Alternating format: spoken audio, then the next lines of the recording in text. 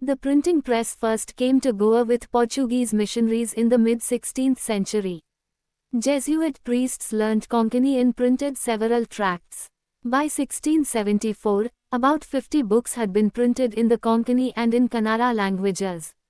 Catholic priests printed the first Tamil book in 1579 at Kochi, and in 1713 the first Malayalam book was printed by them.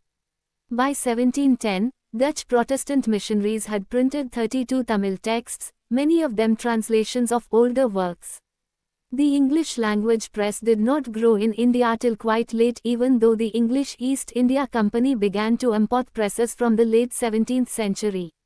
From 1780, James Augustus Hickey began to edit the Bengal Gazette, a weekly magazine that described itself as a commercial paper open to all, but influenced by none.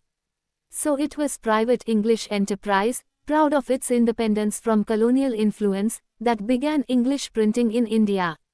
Hickey published a lot of advertisements, including those that related to the import and sale of slaves.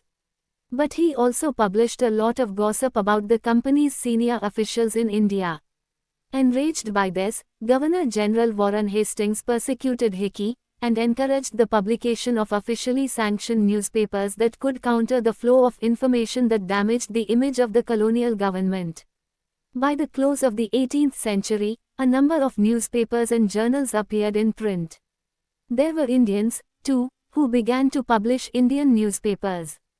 The first to appear was the weekly Bengal Gazette, brought out by Gangadhar Bhattacharya, who was close to Ramohan Roy.